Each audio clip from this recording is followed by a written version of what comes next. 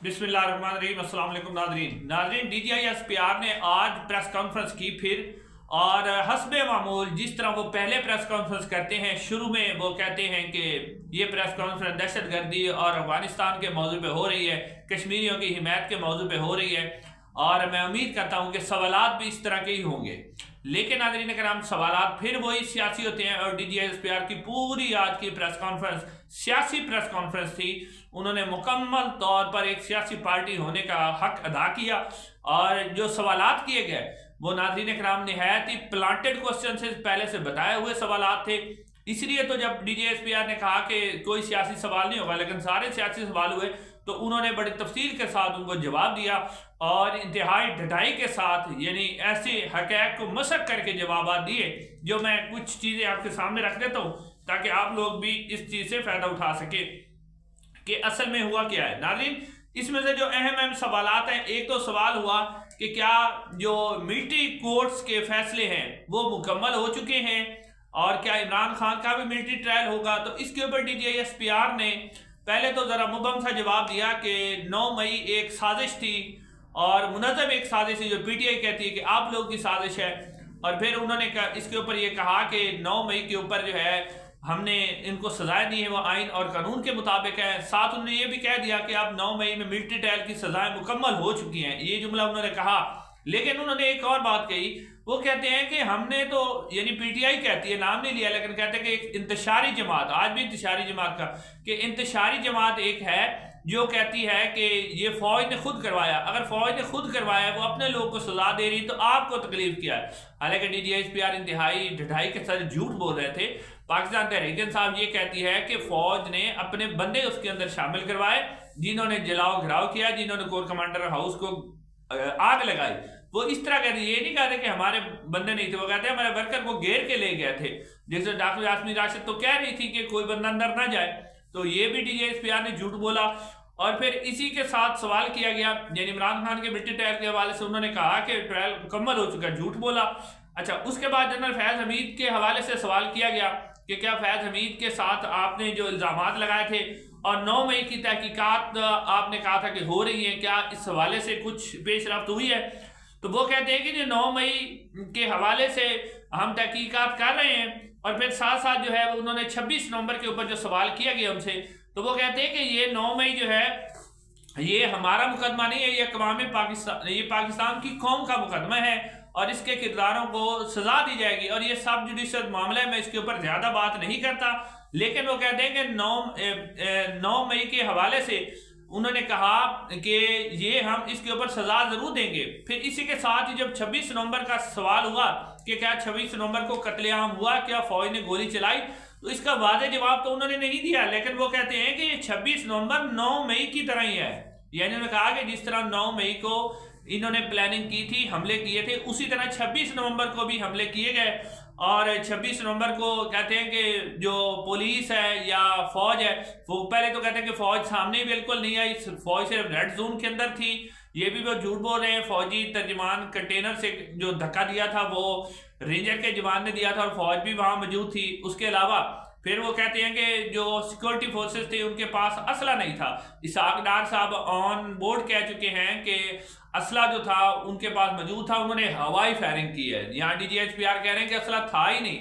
उधर से इसहाक डार साहब ने कहा है कि उन्होंने हवाई फायरिंग की थी, इसका मतलब है उनके पास असला था। लेकिन DGI-SPR ने बड़ी एक, यानी कि कहा कि ये एक सियासी जमात है जो कि सोशल मीडिया के ऊपर इस तरह की एक इंतशारी मुहिम चला रही है, जिससे फेक लाशें दिखाई जा रही हैं। अगर यही वाली फेक लाशें ये गजा और कश्मीर में दिखाते तो इनको फेक लाशें ना दिखाना पड़ती। यानी DGI-SPR के नज़दीक जो 14 लोग शहीद हुए हैं उनकी कोई वक़्त नहीं है, उनकी कोई अहमियत नहीं है। वो कहते 14 कोई बात नहीं, शहीद हो भी गए। और उन्होंने भी कह दिया कि जो वज़ारत ख़ारजा ने बयानिया दिया था ना कि जी अली अमीन गंडापुर साहब की जो गार्ड थे, वो नाम नहीं लिया, उन्होंने कहा कि उनके गार्ड की फायरिंग से हुआ। और फिर वो साथ साथ ये कहते हैं कि क्योंकि अली अमीन गंडापुर साहब नाम नहीं लिया उन्होंने, लेकिन उन्होंने कहा कि अली अमीन गंडापुर और बुशरा बीबी क्योंकि भाग गए थे, तो वो भागने की वजह से ना जी, यानी वही सियासी बयानिया जो मुस्लिम लीग नून कहती है कि भाग गए थे, यानी कि उस वक्त भी इन्होंने उनको कहा था کہ مسلم نون بھی یہی بیانیہ جا کے بنایا کہ وہ بھاگ گئے تھے. تو آج آپ کو پتہ چل گیا کہ بھاگ گئے والا بیانیہ کس نے دیا تھا. اس کا مطلب ہے انہوں نے بیانیہ دیا تھا, ان کو بھی یہی کہا تھا کہ آپ کہو کہ بھاگ گئے تھے. تو کہتے ہیں کیونکہ وہ بھاگ گئے تھے تو بھاگنے کے بعد کیونکہ بھاگنے کا جواز نہیں تھا تو وہ انہوں نے پھر اس کا بیانیہ لاشوں کا بیانیہ بنانا شروع کر دیا, یعنی ہماری طرح سے فائرنگ کی نہیں ہے.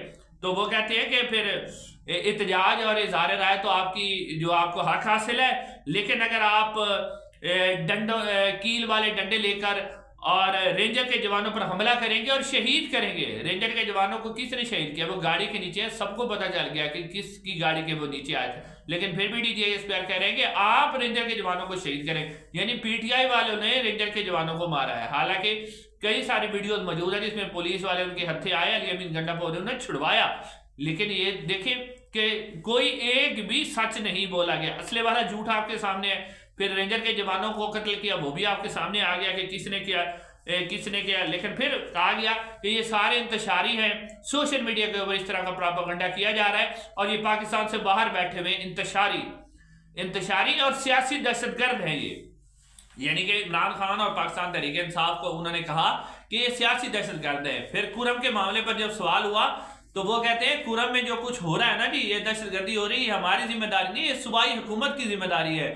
صوبائی حکومت بجائے اس کے کہ انتشاری, یعنی وہ علی امین گنڈاپور صاحب کو کہہ رہے تھے کہ تم اڈیالہ جیل میں جاتے ہو, سوال کیا گیا نا کہ اڈیالہ جیل میں تو جاتے ہیں لیکن کرم میں نہیں جاتے. وہ کہتے ہیں تو سارے گورننس کا مسئلہ ہے جی, اور یہ مسئلہ اس لیے پیدا ہو رہا ہے کیونکہ یہ گورننس صحیح نہیں کی جا رہی. علی امین گنڈاپور صاحب کی ذمہ داری ہے کہ کرم میں جو کچھ ہو رہا ہے علی امین گنڈاپور صاحب نے کیا ہے سارا کچھ. اچھا, اس کے بعد ان سے ایک اور سوال کیا گیا کہ عمران خان صاحب نے کہا ہے کہ جو آپ نے افغانستان کے اندر آپ نے حملے کیے ہیں, یہ میں اس کی مذمت کرتا ہوں اور اس مسئلے کو بات چیت سے حل کرنا چاہیے. تو اس کے اوپر بھی انہوں نے اپنا وہی غصہ, بغض اور اناج جو ایک سیاسی جماعت کے ساتھ ہے, جو وہ حالانکہ وہ خود کہہ رہے تھے کہ افواج پاکستان کا کسی بھی سیاسی جماعت سے کوئی تعلق نہیں, اور سیاست میں کوئی بھی حصہ نہیں لیتے. اب یہ جو بات ہے نا کہ سیاست میں ہم حصہ نہیں لیتے, اس کو آپ کسی بھی پاکستانی چھوٹے سے چھوٹے ادنا سے عقل والے میرے جیسے سے پوچھ لیں تو وہ کہے گا یہ جھوٹ ہے, تو پھر اس بات کو کون مانے گا. لیکن اب اس کا جواب انہوں نے کیا دیا کہ یہ ضد کس کی تھی کہ مذاکرات کریں. وہ کہتے ہیں 2021 میں ہم نے تو دہشت گردوں کو ختم کر دیا تھا, یہ تو عمران خان نے ضد کر کے مذاکرات کیے تھے, اور عمران خان کی ضد تھی کہ مذاکرات کرنے ہیں, اور پھر جب مذاکرات کیے تو اس کے نتیجے میں پھر دوبارہ دہشت گرد آ گئے اور پھر وہ دوبارہ دہشت گردی کر رہے ہیں. یعنی کہ اب وہ دہشت گردی بھی عمران خان کے کھاتے میں ڈال دی ہے, جو کہ خود ہی ناظرین اکرام آپ کو پتا ہوگا کہ جو کچھ بھی ہوتا ہے وہ ان کی مرضی کے بغیر نہیں ہوتا. نہ مذاکرات ہو سکتے ہیں, نہ ہی جنگ بندی ہو سکتی ہے, خود ہی سارا کام کرتے ہیں, لیکن پھر ڈال دیتے ہیں کہ جی سیاسی جماعتوں پر ڈال دیتے ہیں. ابھی 26 نومبر کا بھی انہوں نے ڈال دیا کہ جی یہ تو پولیس کی طرف سے ہوا ہے, مسلح کوٹ فوج نے تو گولیاں نہیں چلائی. اب یہاں بھی پھر اور بھی انہوں نے پاکستان تحریک انصاف اور PTI کے متعلق کہا کہ یہ منافق ہے, یہ بھی کہا, جی ہاں کہا کہ یہ منافق ہے. پھر وہ کہتے ہیں کہ ہمارا کسی سیاسی جماعت سے تعلق ہی نہیں ہے, منافق ہیں, یہ انتشاری سیاست کرتے ہیں, اور یہ جو ہے وہ ہمیشہ یعنی سیاست.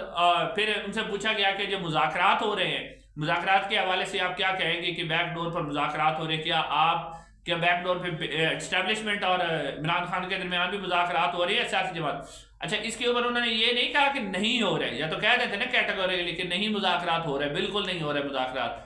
تو وہ کہتے ہیں نہیں, یہ تو ہمارا مینڈیٹ ہی نہیں ہے, یہ تو سیاسی جماعتوں کا کام ہے کہ وہ مذاکرات کریں, اور ہم اچھا سمجھتے ہیں کہ سیاستدان اگر بیٹھ کر مسئلے کو حل کر لیں اور انتشار سے بچیں تو ہم تو اس کو کریڈٹ دیتے ہیں.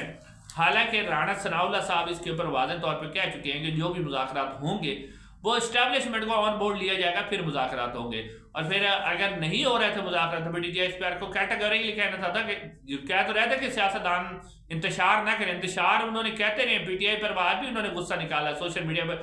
شاید وہ سوشل میڈیا کے اوپر جو کمپین چلتی ہے اس سے ان کو بڑا ڈر ہوتا ہے اور ڈرتے ہیں وہ. تو آج بھی انہوں نے یہ نہیں کہا کہ مذاکرات نہیں ہو رہے, انہوں نے کہا کہ سیاسی جماعتوں کا کام ہے مذاکرات کرنا. حالانکہ رانا ثناءاللہ صاحب نے کہا ہے کہ ہم اسٹیبلشمنٹ کی مرضی سے مذاکرات کر رہے ہیں. انشاءاللہ ناظرین اگلی ویڈیو میں آپ سے ملاقات ہوگی. کمنٹ سیکشن میں اپنی آراء کا اظہار ضرور کیجیے گا. السلام علیکم ورحمۃ اللہ.